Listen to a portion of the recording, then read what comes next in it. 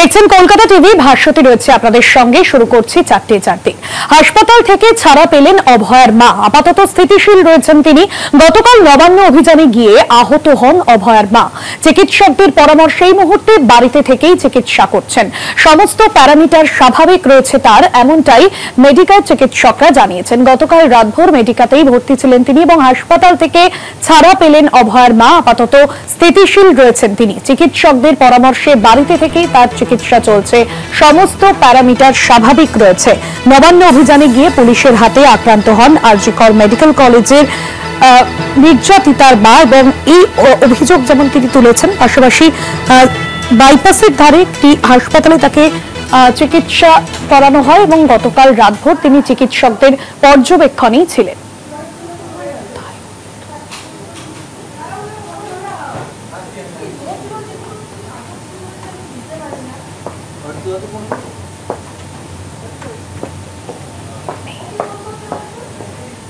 হাসপাতাল থেকে ছাড়া পেলেন অভয়ার মা। আপাতত স্থিতিশীল রয়েছেন তিনি। চিকিৎসকদের পরামর্শে বাড়িতে থেকেই তার চিকিৎসা চলছে। তবে আপাতত তার কোনো শারীরিকভাবে কোনো অসুবিধা নেই, এমনটাই চিকিৎসকরা জানিয়েছেন এবং সেই জন্যই তাকে ছেড়ে দেওয়া হয়েছে। হাসপাতাল সূত্রে যেমনটা জানা যাচ্ছে, তার শারীরিক অবস্থা সম্পূর্ণ স্থিতিশীল রয়েছে। তার রাতেও কোনো ব্যথা হয়নি, তবে মাথা ব্যথা বা বমির লক্ষণও দেখা যায়নি, এমনটাই চিকিৎসকরা বলেছেন।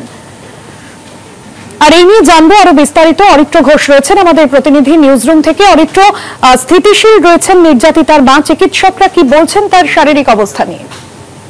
দেখো, গতকালকে নবান্ন অভিযানের পরে আহত হন অভয়ার মা এবং তারপরেই তাকে নিয়ে যাওয়া হয় বাইপাসের ধারের একটি বেসরকারি হাসপাতালে এবং সেখানেই তাকে অবজারভেশনে রাখা হয়। গতকালকে চিকিৎসকদের একটি বিশেষজ্ঞদের দল তারা অবজারভেশনে রাখেন অভয়ার মাকে এবং গতকালকের পরে সকালকে যে মেডিকেল বুলেটিন প্রকাশ করা হয় হাসপাতালের তরফ থেকে, সেখানে স্পষ্টত বলা হয় যে তার অবস্থা স্থিতিশীল রয়েছে এবং তিনি বেশ খানিকটা সুস্থ রয়েছেন। গতকাল রাত্রের পর থেকে আর কোনো রকম উপসর্গ বা সাইড এফেক্টস চোখে পড়েনি। তার যে সমস্ত প্যারামিটারসগুলি রয়েছে সেই সমস্ত প্যারামিটার স্বাভাবিক রয়েছে এবং তিনি গতকালকে ওরাল ইনটেক অর্থাৎ মুখের মাধ্যমেই খাবার গ্রহণ করেছেন। লিকুইড যে খাবার থাকে সেই খাবার তিনি গ্রহণ করেছেন। তারপর বেশ কিছুক্ষণ বিশেষজ্ঞ চিকিৎসকদের পরামর্শে তিনি হাঁটাচলাও করেছেন এমার্জেন্সি ওয়ার্ডে। অর্থাৎ তিনি বেশ স্বাভাবিক আছেন, তবে অবস্থা স্থিতিশীল। একই সাথে চিকিৎসকদের তরফ থেকে এটাও বলা হয়েছে যে তাকে আরো বেশ কিছুদিন বিশ্রামে থাকতে হবে। তবে তার যে পরিস্থিতি, শারীরিক অবস্থা, সেই অবস্থার জন্য তিনি বাড়িতে থেকেই চিকিৎসা করাতে পারবেন বা বিশ্রাম নিতে পারবেন।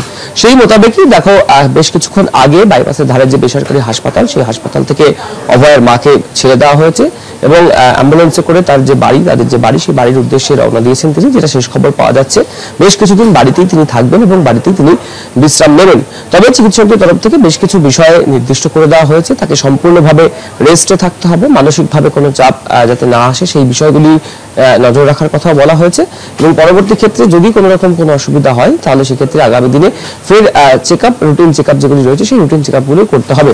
তবে সব মিলিয়ে যে প্রশ্নটা উঠছিল গতকালকের পর থেকে, যে আঘাত কতটা গুরুতর আহত হয়েছেন তিনি, সেই বিষয়গুলি কিন্তু স্পষ্ট করেছেন হাসপাতাল কর্তৃপক্ষ এবং হাসপাতালের তরফ থেকে যেটা বলা হয়েছে যে এই মুহূর্তে তিনি স্থিতিশীল রয়েছেন, সুস্থ আছেন, স্বাভাবিক রয়েছেন তার সমস্ত প্যারামিটার। তবে যেহেতু মাথার মতো গুরুত্বপূর্ণ জায়গায় আঘাত, সেই জায়গায় দাঁড়িয়ে থেকে আরো কিছুদিন বিশ্রাম নিতে হবে। তবে যেটা বাড়িতে থেকেই বিশ্রাম নিতে পারবেন তিনি, এমনটাই মত বিশেষজ্ঞ চিকিৎসকদের। একদমই, সঙ্গে থাকো অরিত্র।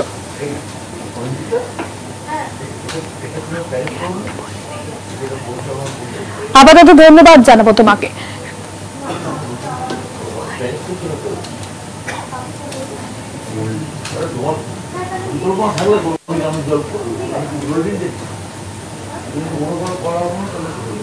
গতকাল নবান্ন অভিযানে গিয়ে আক্রান্ত হন, আহত হন নির্যাতিতার মা এবং এই নিয়ে কলকাতা পুলিশ কমিশনার মনোজ ভার্মা কি জানিয়েছেন শুনুন।